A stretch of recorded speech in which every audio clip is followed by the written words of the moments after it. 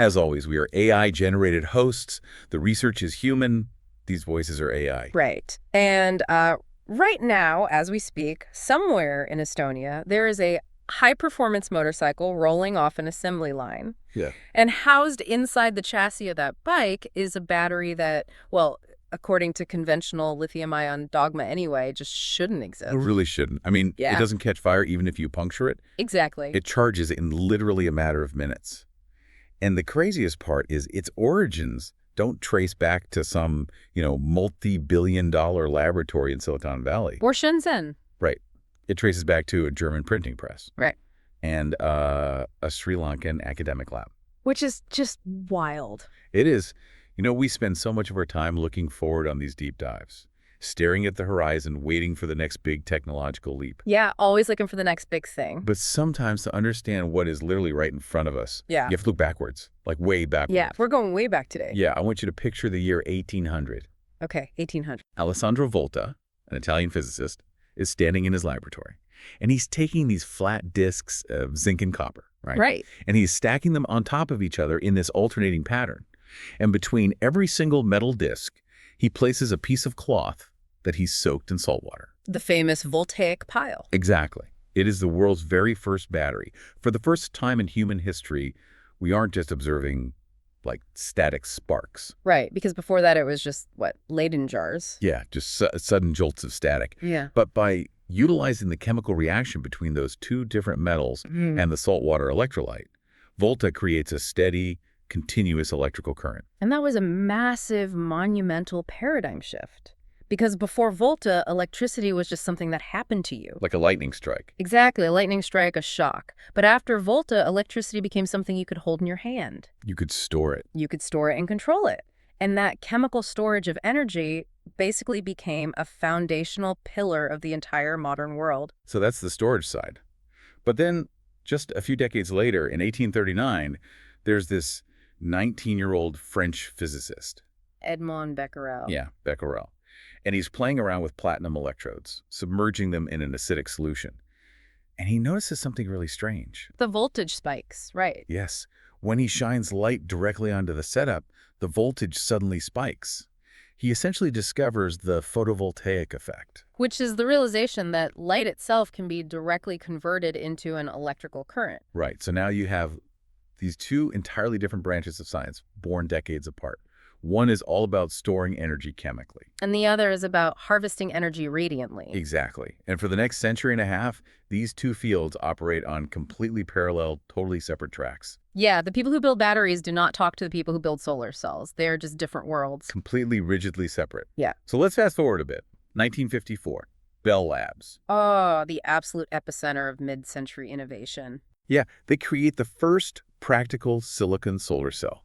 Now, it's wildly expensive, mostly used for space satellites and stuff like that. Right. But it proves the concept works on a solid-state, scalable level. Now, let's jump again. The year 2000. Okay. Germany passes this massive piece of legislation called the Renewable Energy Sources Act. It was championed by a politician named Hans-Josef Fell. The EEG. The EEG, exactly. And this legislation basically guarantees above-market prices for renewable energy that gets fed into the German power grid. And that didn't just change the power grid, right? That structurally rewired the entire European capital market. It really did. Because when a government guarantees a feed-in tariff like that, it incentivizes this massive, massive capital allocation into niche material science. Billions of euros just pouring into German solar research. You're right. By the early 2000s, you have the Fraunhofer Institutes, you have hundreds of medium-sized German companies. The famous Mittelstand. Yeah, the Mittelstand. And they are just pulling in massive amounts of research funding. It created an absolute gold rush for anyone who could figure out how to make solar panels cheaper, faster, or more efficient. Which finally brings us to the Westerwald Hills of Germany. It's this picturesque region near the Rhine. And it's traditionally known for two very specific things. Heavy ceramics and the printing industry. Exactly. So if you walk through these industrial parks, you literally smell wet clay and heavy industrial printing ink. Very specific vibe. Yeah. And amidst all that, there's a printing engineer named Ernst Hölzenbein. Okay. He had founded a company called Vectipix back around 1989 or 1991. And he's standing there, staring at these massive industrial screen printing machines. The kind they used to print high-resolution graphics on, like massive sheets of cardboard or metal. Right, huge machines. And he has this profound realization. He realizes that the viscosity of the ink, the rheology of how that liquid behaves when it gets pressed through a mesh screen. It doesn't just have to be used for color pigments. Exactly. It can be used to deposit functional energy materials. He forms a bridge, the bridge between industrial ink and functional energy. He realizes you can theoretically print a battery or a solar cell using the exact same mechanical physics you use to print a graphic on a billboard. Welcome back to the Deep Dive. Episode 13, The Ledger. And today's deep dive is entirely forensic. Completely. I mean, over our last few sessions, we've looked at the data, the VTT test reports, the physical teardowns. The question of, is this real, is completely settled. Yeah, we are looking at real companies, real money, and real products. But today, we follow the paper trail. We're opening the financial ledgers, and we are tracing the patent lineages to understand exactly how a printing innovation in a small German town became a solid-state battery shipping inside a motorcycle in Estonia. And, maybe more importantly, what a newly dropped April 1st interview means for the future of this entire technology ecosystem. Because the history leading up to this exact moment is not some straight line of unbroken successes. Oh, definitely not. If you look closely at the corporate timeline, it is a very winding, incredibly expensive road filled with commercial casualties. So let's start with the precursors, Act 1, the foundational failures. Let's do it. So we have Ernst Hölzenbein, our printing engineer in the Westerwald, and he connects with an inventor named Puvanendralingam. Right? And in 2012, they filed their first joint patent. But here's the twist. It's not a battery patent. It's a solar patent. It's a solar patent. They are trying to use this screen printing nanopaste technology to print solar cells, riding that massive wave of German EEG solar subsidies we just talked about. Because that's where the money was at the time. Exactly. So they build a corporate entity to carry this technology forward, and it's called Dynamic Solar Systems AG, or DSSAG. Okay. Now, DSSAG ultimately burned through 32.5 million euros in capital. Wow. 32.5 million. And by July 2025, DSSAG is officially declared insolvent. So they went under. They went under. And when you read that on paper, it sounds like an absolute catastrophic failure. Yeah. Well, yeah. I mean, in the world of, say, software startups, burning 32 million euros without a shipping product is certainly a disaster. You'd be laughed out of Silicon Valley. But this isn't software. Right. If you look at the physical realities of hardware and material science, it is practically the entry fee. Now so. Because you aren't just writing code that can be rewritten for free over the weekend, you are building physical machines. Think about what it takes to iterate a chemical paste. You're dealing with atoms, not bytes. Exactly. You are mixing literal metric tons of experimental, often highly reactive chemicals. Yeah. You are calibrating giant industrial printers where a single micrometer of misalignment ruins the entire batch. Oh, yeah. And every single mistake requires new raw materials, new safety tests, new cleanroom procedures, and new equipment calibrations. So burning 32.5 million euros isn't inherently a sign of bad technology. Right. It's just the brute force cost of figuring out how to scale a laboratory chemistry into a reliable industrial process. You know, I look at it kind of like the early days of aviation. Yeah. Or the space race. Yeah, that's a good comparison. Like those first rockets that blew up on the launch pad, they absorbed all the initial capital. They were incredibly expensive, catastrophic failures. But they generated the telemetry data that allowed the next generation of rockets to actually fly. Yes. DSSAG was the rocket that blew up on the pad. Right. The 32.5 million euros basically bought the telemetry, the intellectual property, the mechanical knowledge of exactly how to print these functional pastes. That survived the insolvency. Because that initial solar burn, that failure, it paved the way for a chemical pivot that changed absolutely everything in this story. Let's talk about that pivot. Let's look at the core patent that emerged from it. It was filed in 2016. The patent number is Ep.13262674. Right. It's titled Room Temperature Production of Electrotechnical Thin Layers. The listed inventors are Gangaderen Puvanendralingam and Patrick and Daniel Linder. And noticeably, Ernst Hölzenbein is not listed on this specific patent, though it's assigned to DSSAG. Right, which is interesting. Now, if you hand that specific 2016 patent to an electrochemist today, they will notice something fascinating about the chemistry described. Oh, absolutely, because the patent relies on a matrix of sodium silicate, which is essentially water glass. Water glass, yeah. And embedded in that water glass are titanium dioxide nanoparticles, commonly called TiO2. Okay. Then there's a carbon or graphite anode, and the electrolyte uses a polyiodide or iodine redox system. Right. And finally, it uses something called thionyl chloride to cure the layers at room temperature, which is a massive, massive manufacturing advantage because you don't need to build these giant energy-intensive industrial ovens to bake the cells. So wait, I'm looking at this ingredient list. TiO2, an iodine redox system, a carbon electrode. When an electrochemist looks at this, they don't immediately say, breakthrough solid-state battery. No, they They don't? usually say, wait, that's a solar cell. Exactly. Specifically, it is structurally identical to something called a dye-sensitized solar cell, or DSSC, the Grätzel cell, invented back in 1991. Yes. This is what we call the DSSC bridge, because a traditional dye-sensitized solar cell uses exactly these components. Okay, break that down for us. So the TiO2 nanoparticles, they act as the photoactive semiconductor material, and the iodide or triodide mix acts as the electrolyte redox couple. And you screen print the whole thing at room temperature. Right. The mechanics of a DSSC are relatively straightforward. Sunlight enters the cell, it excites an electron in a photosensitive dye molecule. That excited electron jumps to the TiO2 layer, travels through an external circuit to power your device, and then returns to the cell where the iodide electrolyte replenishes the electron back to the dye. So it converts light directly into electricity. Exactly. So what this 2016 patent represents isn't the ground-up invention of a brand new, never-before-seen electrochemistry. It's a pivot. They took the exact same materials from their German solar research, the TiO2, the iodide, the screen printing pastes, and realized that if you tweak the architecture, this specific chemistry can run in reverse. Yes. Instead of converting light to electricity, it can store electricity. The materials are completely repurposed. And the fundamental electrochemistry of how the ions move through the iodide electrolyte and intercalate with the titanium dioxide, that remains largely similar, but the application shifts entirely from energy generation to energy storage. I want to make sure I have the mechanics of this right. Let me use an analogy. Okay. It's kind of like a hydroelectric dam, right? A solar cell is the water flowing down through the turbine. Sunlight hits it, and it pushes electrons through a wire to generate power. Right. But if you take that exact same turbine and you apply electricity to it, you can run it in reverse. You can literally pump water back up the mountain into a reservoir to store it for later. Yes, pumped hydro. Exactly. You've turned a generator into a storage battery. And the true genius of Hölzenbein's original printing realization is that the massive, expensive screen printing machine depositing the paste, it doesn't care if it's printing a generator or a battery. It really doesn't. It just prints whatever viscosity you put in the hopper. That is wild.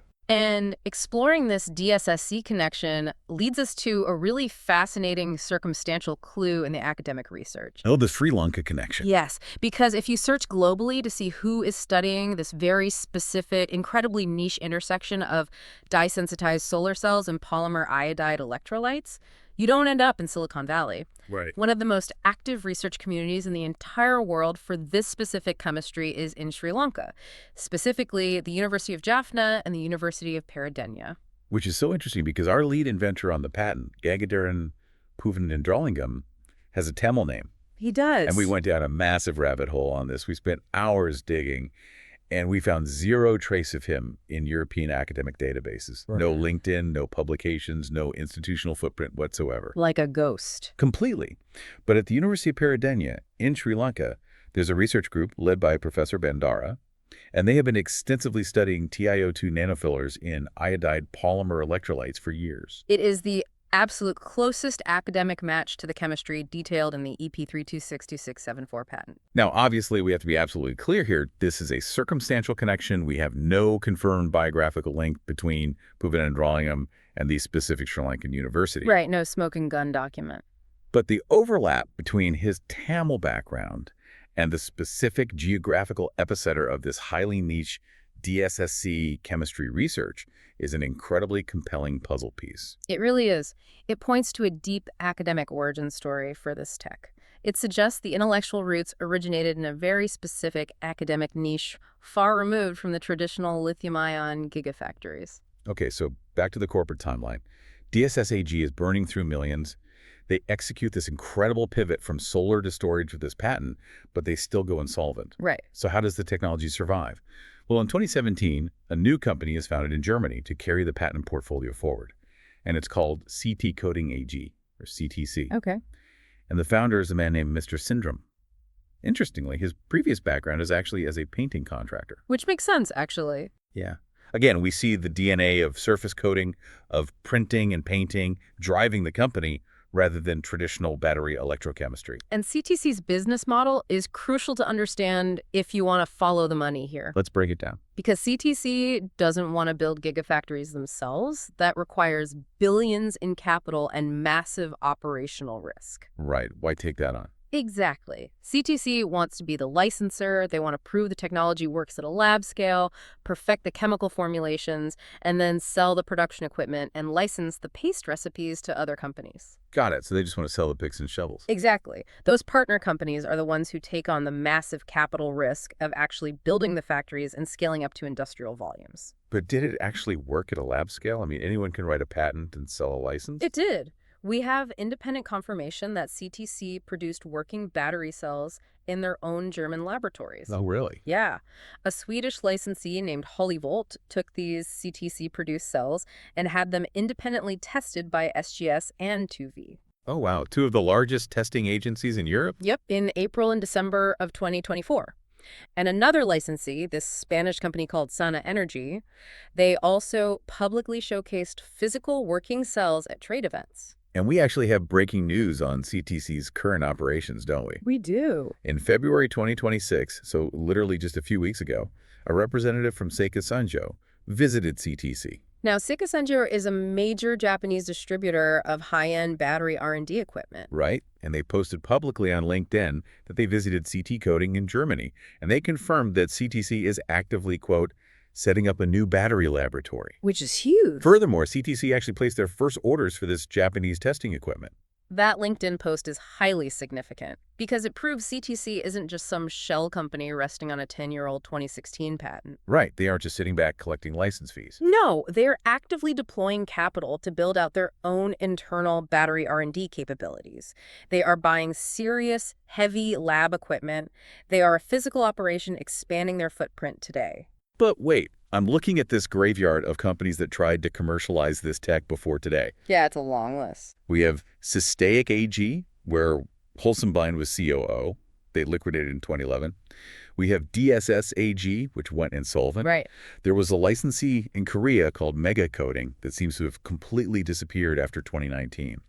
And then there's Sana Energy in Spain. Oh, son. Yeah, they proposed a massive 305 million euro gigafactory in Almeria to produce these batteries.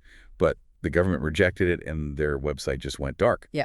So if this water glass chemistry is the holy grail that the recent VTT test suggested is, why is nearly everyone who touches it going bankrupt or disappearing? It comes down to the fundamental difference between having a recipe and running a successful restaurant. Okay, I like that. Explain. CT Coding has a brilliant chemical recipe, but to build a restaurant, to scale this to industrial automotive production, you need massive systems integration. You need a whole kitchen staff, a supply chain. Exactly. You need global supply chain management, rigorous quality control, thermal management architecture, and hundreds of millions in capital for factory build-outs. Right. The previous licensees in the network, like Mega Coding and Sana, simply lacked the operational execution capability and the sheer financial runway required to cross that threshold, to go from lab curiosity to shipping product. So it's not the chemistry failing, it's the companies failing to integrate it. Exactly. Donut Lab and Holyvolt are the first licensees in this entire 14-year history, with both the deep funding they raised 25 million and 21.5 million euros respectively, and the intense engineering competence to actually integrate this chemistry into a functional vehicle. That makes perfect sense, and that geographical reality actually brings us to the Finnish connection. Right. Because how does a Finnish systems integrator Donut Lab, which is primarily known for making software and high-performance electric motorcycles, how do they find this obscure German printing recipe? We have to look at a company called Nordic Nano Group, or NNG. They are the crucial bridge here. NNG was founded in February 2024, but here is the critical detail. They didn't start as a battery company. Really? No, they were a solar company first. They had a product line called NN Solar. Oh, wow. We're back to solar again. Yes. If we look at written online articles published by YLE, the Finnish national broadcaster, in 2024, and just to be clear, these are written articles, not television broadcasts. Got it. We see NNG CEO Esa Parjainen explicitly state that they are using a, quote, German-developed nano paste. Oh, there it is. He confirms on the record that the paste is used for both their solar panels and their batteries. And he uses this brilliant industrial analogy to describe their relationship with Germany. Yeah, I have the quote right here. He says it's like importing paper machines from Germany. That's it. You buy the massive industrial machinery from Germany, you buy the proprietary chemical paste from Germany, and you run the production line in Finland. The battery capability came to Finland essentially as a package deal with the solar platform because, as we established earlier with the DSSC bridge, it's the exact same hardware. The machine doesn't care. Right. The same screen printing machines deposit the solar paste and the battery paste. Now, those YLE articles also mention that NNG is doing some Finnish R&D with the University of Eastern Finland, specifically with a Professor Leto who works in silicon nanomaterials. Right, but we have to be highly specific here about what that R&D actually is. Okay, clarify that for us. That Finnish academic R&D is almost certainly focused on the solar coating side. They're trying to improve the solar yield of the panels. The core battery paste chemistry itself is still the closely guarded German trade secret originating from CTC. So NNG has the license, they have the German printing machines, and they have the paste supply. Yes. But they need money to scale operations, and those YLE articles show NNG publicly seeking investors. And this is where the serendipity happens. Because Donut Lab is building the Verge motorcycle, and they desperately need a battery that can charge incredibly fast and handle immense heat without requiring a bulky, heavy liquid cooling system. And NNG has a German printing platform that produces exactly that kind of cell. It is a perfect marriage of need and capability. Okay. It is highly plausible this is exactly how Donut Lab found them. Yes. Ultimately, Donut Lab made a massive investment into NNG exactly 17 months after NNG was founded. Now, at this point, we really need to clarify the physical geography of this manufacturing process because it has been a major point of confusion for people following this. Oh, definitely. People are so confused about where these things are actually being made. Exactly. Where are these solid-state cells actually being physically printed right now? Let's map it out clearly because people are absolutely conflating the facilities. Okay, let's do it. Donut Lab's corporate headquarters are right in the center of Helsinki on Kasarmakatu. But at the recent CES show, Tuomo, one of their executives, gave an interview where he stated that the cell pilot production is, quote, some distance away from their center offices. And he said they deliberately don't want visitors there. Interesting. Now, if we look at NNG's registered address, it is Tallbergen Katu 2 in the Ruoholahti district. Okay, so where is that? That's a former industrial area about 3 kilometers west of the Helsinki city center. So that geographical distance perfectly fits Tuomo's description of being some distance away. This means the physical cells that were recently tested by the Finnish government agency, VTT, and the physical cells going into these very first Verge motorcycles, they are coming directly off this specific pilot line in Ruoholahti. But wait, what about the massive factory in Imatra, the one everyone is talking about in the former Laplandia supermarket? Right. That facility in Imatra, which represents a massive 20 million euro total investment, is intended for future large-scale gigawatt-hour production. Future production. Yes, it is currently under construction. It is absolutely not producing the cells we are seeing today. Got it.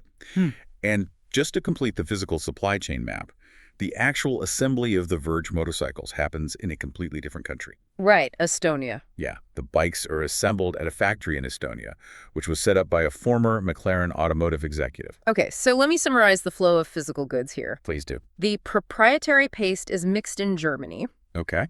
It is shipped to Finland, where it is printed into cells at a pilot line in Ruoholahti. Yep. Those finished cells are shipped across the Baltic Sea to Estonia, integrated into a high-performance motorcycle chassis, and then shipped to the end customer. That is a complex European supply chain. It is. And with that established, the obvious next question any business owner would ask is about the unit economics. Always comes down to the money. Right. We know DSSAG burned 32.5 million euros iterating the process. We know traditional lithium-ion gigafactories usually cost billions of dollars to build. So what does this specific German printing technology actually cost to deploy today? Well, to find that out, we actually have to leave Germany and look at a Swedish accounting audit. Let's really open the ledgers now. This is the good stuff. To understand the true cost of this technology, we have to look at Holyvolt. Holyvolt, the Swedish licensee. Yes, that well-funded Swedish licensee we mentioned earlier. They recently published their 2024 årsredovisning. Which is their annual financial report. Exactly. And this document is honestly the Rosetta Stone for this entire ecosystem, because it is audited by PwC PricewaterhouseCoopers. So these are hard, validated, legally binding numbers. Yes, these are not marketing claims. Yeah. Now, for a long time, there has been this persistent, widely repeated myth in the battery industry that a single CT coating production line costs 20 million euros to purchase. Right, you hear that number everywhere. The Holyvolt ledger utterly debunks that myth. How so? The 20 million euro figure that gets floated around, which ironically is the exact same amount NNG is spending to build out the Imatra facility, that is the total factory setup cost. That 20 million includes buying the building, installing industrial HVAC systems, hiring the staff, reinforcing the floors, and upgrading the local electrical grid connections. That's the whole restaurant, not just the oven. Exactly. When we look at Holyvolt's audited accounts, we see an advance payment to suppliers, specifically for equipment, of exactly 33.8 million Swedish krona. Which converts to what? It translates to roughly 2.9 million euros. Wow. That 2.9 million is the actual cost of the CTC printing equipment. That is surprisingly low. And what does the ledger reveal about the intellectual property? Like, what is the cost of the actual license to use the secret CTC chemistry? The capitalized license fee on Holyvolt's books is just 48,000 euros. 48,000, that's it. That's it. That number right there reveals the fundamental business strategy. CTC operates on a classic printer and ink business model, much like how Hewlett-Packard sells paper printers. The razor and blades model. Exactly. The license itself is incredibly cheap. 48,000 euros is an absolute rounding error for an automotive battery company. And the physical machinery is also very reasonable. 2.9 million euros for a production line is vastly cheaper than traditional lithium-ion roll-to-roll coating lines, which can run anywhere from 50 to 100 million euros. Right. But you have to keep buying the ink. You are contractually locked into buying the proprietary nanopaste directly from CTC forever. Let's actually run the math on the business economics of this for the donut lab. Okay, let's crunch the numbers. Let's look at the first 350 Verge motorcycles they are producing. A standard pack for these bikes is about 20.2 kilowatt hours. Right. So 350 bikes require roughly 7,070 kilowatt hours of total battery capacity. Okay. Now, we calculated the raw material cost of the chemistry disclosed in the patent, the TiO2 nanoparticles, the water glass, the graphite, the iodine. And these are shockingly cheap, abundant industrial material. Yes, exactly. So even if CTC applies a massive markup when selling the paste to Finland, the total cost of the paste for those 350 bikes is somewhere between maybe 500,000 and 1.5 million euros. Now weigh that against the retail revenue. Those 350 bikes sell for over 30,000 euros each. Which generates over 10 million euros in top-line revenue. Right. So the paste itself, the core technological differentiator of the entire bike, is only a fraction of the cost. It represents roughly 5 to 10% of the total cost of goods sold.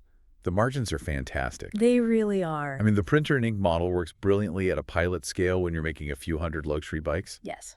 But wait, if you are Donut Lab or Holyvolt, and you are planning to scale up to 10,000 or 50,000 vehicles a year. That changes the math. Completely. Yep. That 5 to 10% toll you pay to Germany for paste starts adding up to tens of millions of euros annually. Yeah, that's a massive drain on your margins at scale. So if the margins on the paste are so incredibly lucrative for CTC, why would a well-funded company ever stay in that arrangement long term? Why wouldn't they try to invent their own paste and cut CTC out of the supply chain entirely?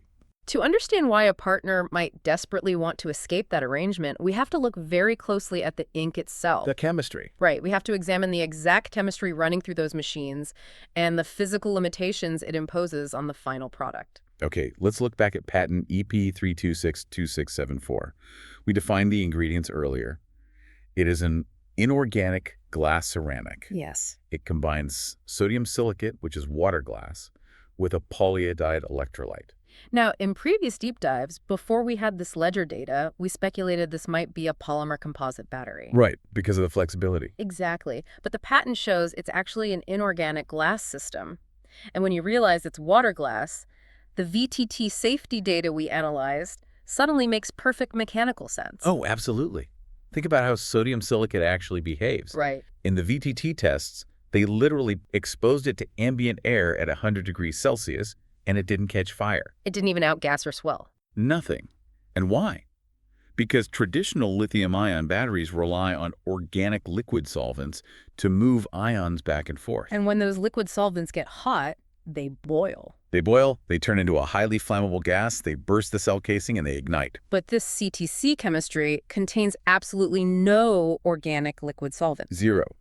And water glass sodium silicate is literally used industrially as a passive fireproofing spray. Wow. Like when it's exposed to extreme heat, it messes. It expands into a rigid, glassy thermal barrier. You're essentially building a battery out of industrial fire retardant. It's brilliantly safe. It physically cannot undergo thermal runaway in the traditional sense. Right. Every chemistry in the universe has a trade-off. Right. Where does this inorganic glass ceramic system mechanically struggle? It struggles in two critical areas, energy density and cold weather performance. Okay, let's break down energy density first. So the patent uses titanium dioxide, TiO2, as the active electrode material. Now, academically speaking, the crystalline structure of TiO2 is incredibly good at allowing ions to slide in and out rapidly without expanding or degrading the physical structure. Which explains the fast charging. Exactly. This mechanical stability explains the insane 11C fast charging rates the VTT measured, and it supports the projected 100,000 cycle life. Right, because it's not expanding and contracting and destroying itself. Exactly. But TiO2 has a very low voltage potential relative to lithium. Okay. And energy density is simply voltage multiplied by capacity. If your voltage is low, your overall energy density is low. You simply cannot pack as many watt hours into a single kilogram as you can with a traditional lithium-ion NMC cathode. And on top of that, the sodium silicate glass matrix itself is physically heavy. Very heavy, so the whole pack is heavy. Okay, and what about the cold weather performance? Well, silicate glass conductivity drops off a cliff at freezing temperatures. The VTT test actually showed the battery performing better at 80 degrees Celsius. Which is fantastic for a high-performance, air-cooled motorcycle running hot on a track in the summer. Right. But at minus 30 degrees Celsius, the ions struggle immensely to move through that rigid cold glass matrix. The internal resistance just spikes. So the true high-voltage cathode that makes this commercially viable at scale, that is the undisclosed trade secret that CTC keeps strictly behind the NDA. Exactly. Which brings us to a massive clue hiding in plain sight. Oh, this is my favorite part. Listeners, if you go download the official independent VTT test reports published in 2026 right now, look very closely at the titles of the documents. Read the exact titles. VTT-CR 0000000 noon 226 and VTT-CR 000124426.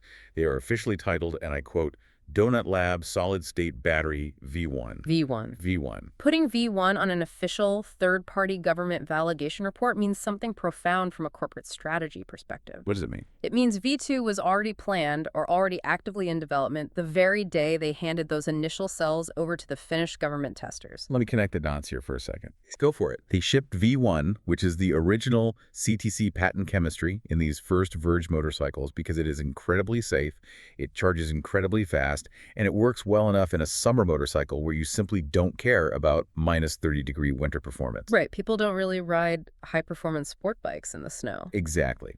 But they know the pack is heavy. They know the overall energy density has a hard physical ceiling because of the TiO2. Yep. V2 is the fix. V2 is the high-density chemistry they absolutely need for the future. And the existence of this V2 development program explains the biggest mystery of all. Which is? Why Holyvolt, that massive Swedish licensee, walked away from CT coding entirely, and how Donut Lab is currently trying to navigate the exact same intellectual property trap today. Okay, let's talk about the divergence, Act 7, the V1-V2 bombshell. On April 1st, 2026, Donut Lab released a new interview with their CEO, Marco Lehtmäki, and he dropped bombshell after bombshell. He really did. First, he officially confirms the V1 versus V2 split. He says, quote, we have another battery called internally Gen 2 or V2 or just 2.0, which achieves way better results. He explicitly states it has higher energy density and that it ships to customers later in 2026. Right. And he also made some staggering scientific claims about the cycle life in that interview. Oh, the alien technology comment. Yes. He claimed the Coulombic efficiency at a brutal 5C charge rate is, quote, above 1.0 for hundreds of cycles. He actually called it alien technology. Wait, I have to stop you there. How do you get a Coulombic efficiency above 1.0? It sounds impossible. It does. That literally means the battery is returning more charge than you put into it during that specific cycle. Exactly. How is that physically possible without breaking the fundamental laws of thermodynamics? Well, it doesn't break thermodynamics, but it is highly, highly unusual. Explain that. A Coulombic efficiency above 1.0 usually indicates that the internal chemistry is actually conditioning and improving with use rather than degrading. Like it's settling in. Exactly. What often happens in these complex glass-ceramic matrices is that during the first few dozen rapid charge cycles, structural relaxation occurs within the cathode matrix, which frees up previously trapped ions. Or it could be the stabilization of a solid electrolyte interface, an SEI layer, where parasitic reactions are finally settling down, allowing a temporary surplus of measurable discharge capacity. So it's not creating free energy, it's just a highly dynamic internal chemical environment. Precisely. But Marco also admitted a hard truth in that interview. Well, about the cycle life, right? Yes. He confirmed that the widely touted 100,000 cycle life claim is a projection. It is not a measured empirical fact. Right. He said, we would have literally had to start testing like a decade ago. Which is fair. So they are taking the data from a few thousand cycles and mathematically extrapolating that massive number. But the most important quote from that April 1st interview wasn't about the physics or the cycle life. No, it wasn't. It was about the lawyers. Yes. Marco said, quote, there's still some IP-related work going on with our partners. Intellectual property. This is the crux of it all. It really is. Let's look at NNG's recent hiring. In January 2025, NNG hired a chief scientist named Dr. Bella Buscute. Right. And she's brilliant. She holds a PhD from Tampere University in Finland. And what was the exact title of her PhD thesis? It was TO2-based photocatalysts. She is an absolute expert in the exact nanomaterial at the very heart of the CTC patent. Exactly.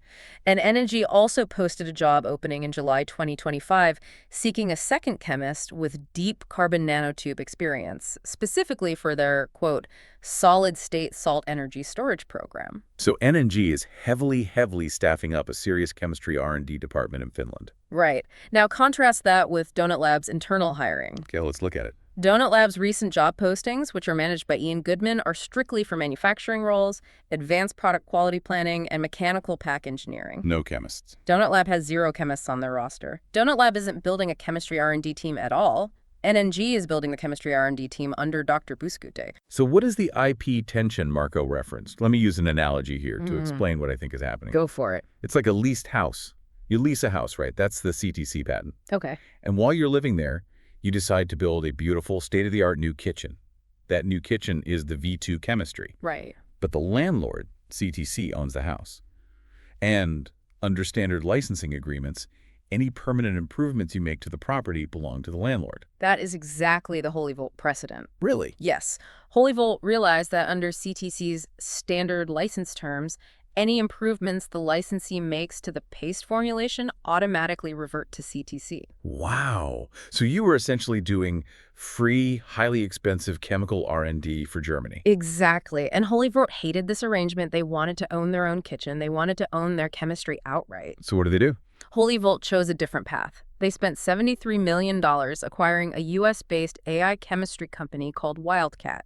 They filed their own independent patents, and then they paid to completely buy CTC out of their joint venture.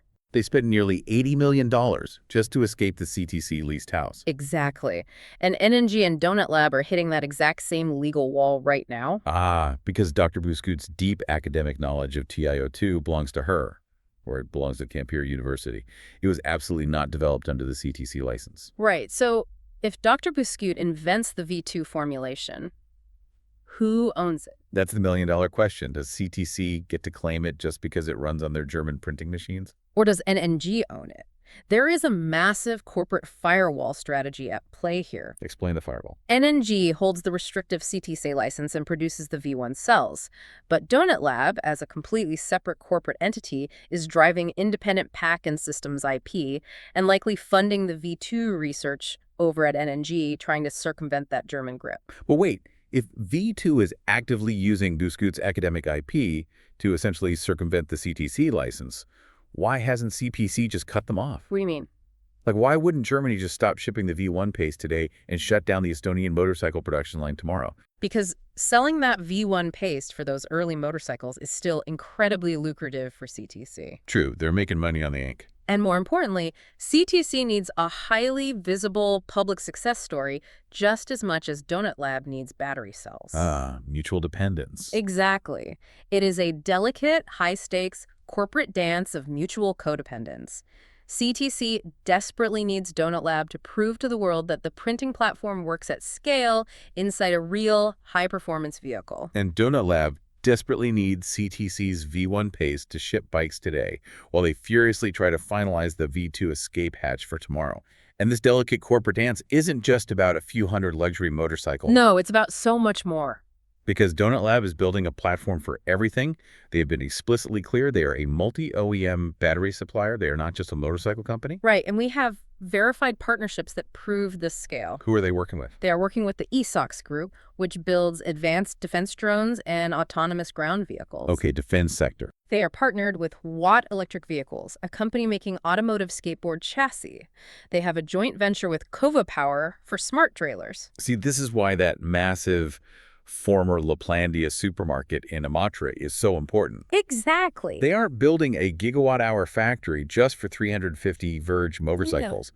They are building it to supply the defense sector, the marine sector, the broader automotive sector. And this highlights what Donut Lab's true product actually is. Right, because it's not the paste. No, Donut Lab's core product isn't the chemical paste. Their product is the packaging and the systems integration. The software. It's the battery management system software. It's the complex thermal management architecture. They take a base chemistry, whether that's the licensed V1 from CPC today or the independent V2 tomorrow, and they engineer the sophisticated systems that make it usable across land, sea, and air. Think about how incredibly smart this business strategy is. It's brilliant. If you are Donut Lab, you let Germany worry about the messy, expensive reality of mixing the actual paste chemistry.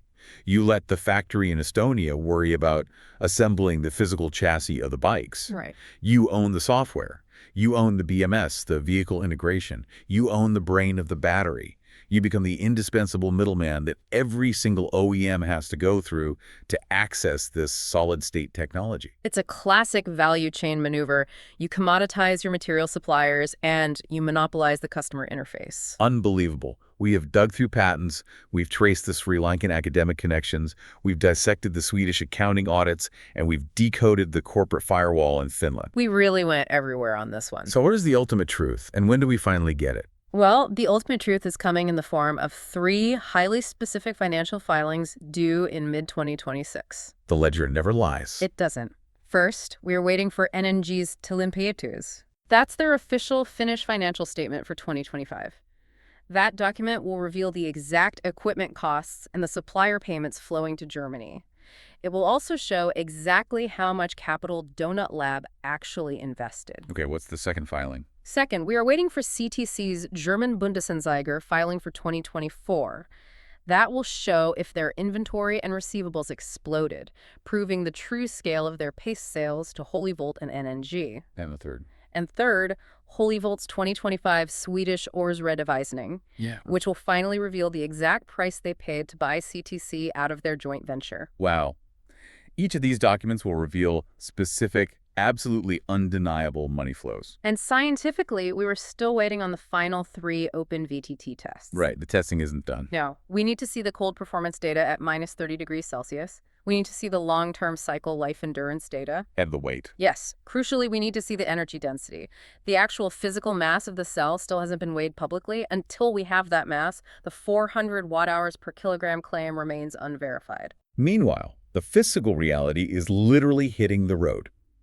The first Gen 2 Verge TS Pro came off the Estonian assembly line on March 31st. Just days ago. Verge says it is, quote, ready to ship. Now, we do have to caution here. Independent confirmation of actual customer delivery, road registration, and whether that specific bike carries the solid-state V1 cell or just a temporary placeholder, that is all still pending. Right. We have to wait and see on that. But the bikes are real. We spend so much time arguing over the physics and the chemistry of these new batteries. We really do. But innovation is ultimately bound by accounting and intellectual property law. A battery only changes the world if the unit economics allow it to be manufactured profitably, and if the IP structure allows the company building it to actually survive. That is the final takeaway right there. The physics tell you what is technologically possible. The ledger tells you what is actually happening in the real world.